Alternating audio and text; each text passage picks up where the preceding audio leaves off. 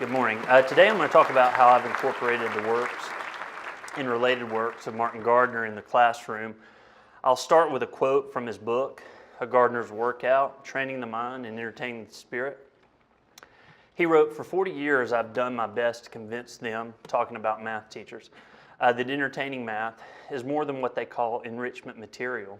It should be introduced regularly as a way to arouse the interest of young students in the wonders of mathematics.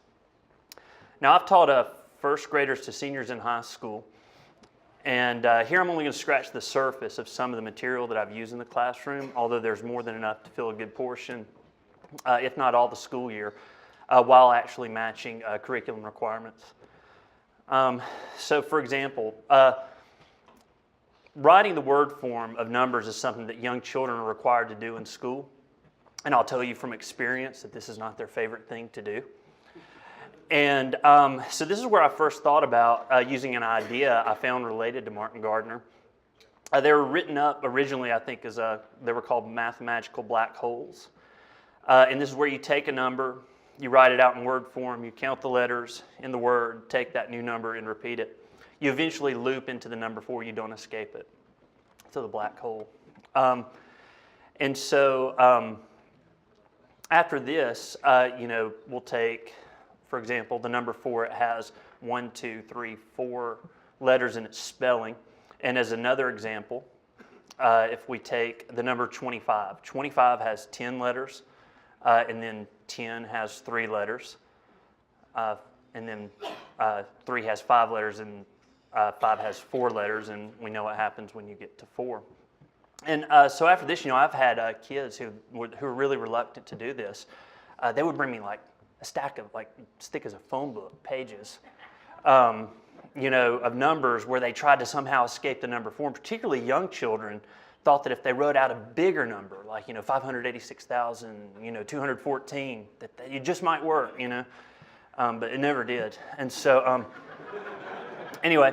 And so then, a lot of people would say, I get asked, what do the kids write with? And so I've kept Eric Harshbarger in business. I give them puzzle hunt pencils, and I do. I have them for my students. And you're also going to have one as your exchange gift in your bag.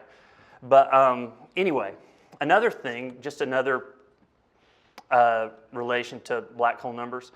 You're onto something when you have students continually asking you for more math. And you're also onto something when you have people you don't even know email you from out of state and ask you about solutions to problems.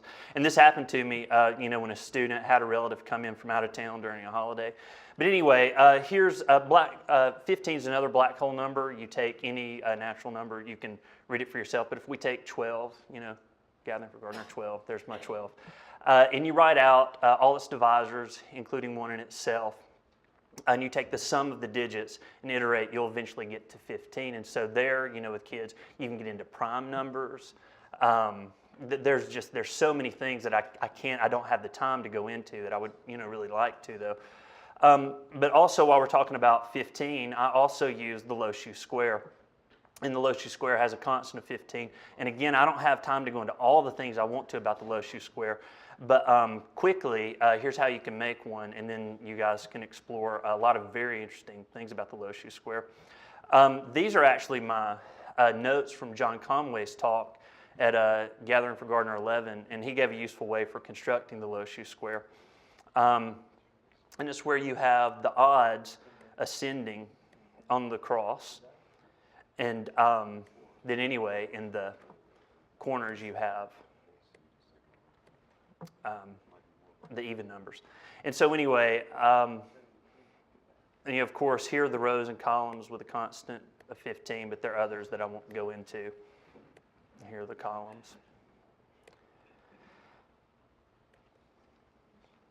And there are more things I like to discuss involving, with the LO-SHU square that has some neat properties with square numbers and with cube numbers. But, again, my time's limited. Here is a hexaflexagon I made with an extra strip in my record book.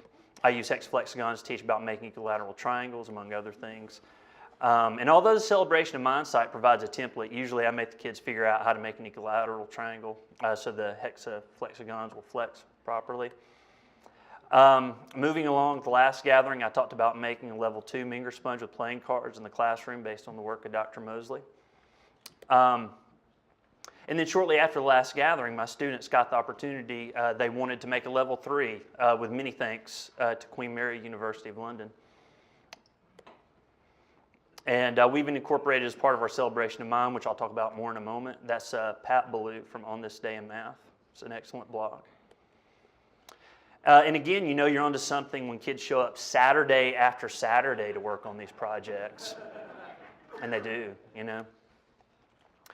And so here we are getting closer to completing our build.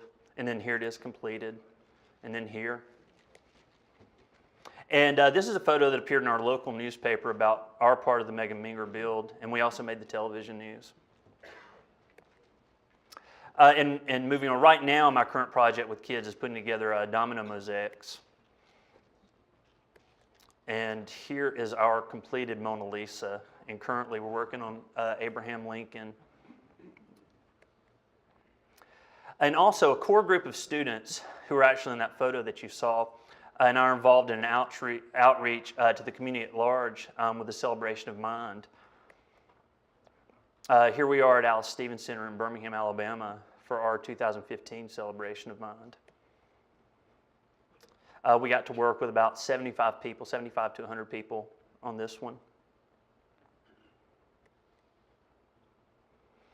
And we were there as part of Daughters of Hypatia with Dr. Carl Schaefer. He's not here this time, but I would recommend you to see it if you get the chance. And so in conclusion, I'd like to emphasize how important Martin Gardner and his acquaintances and friends, you all, are to what I do and how much you've enabled the human connection through mathematics and wonder. So thank you all.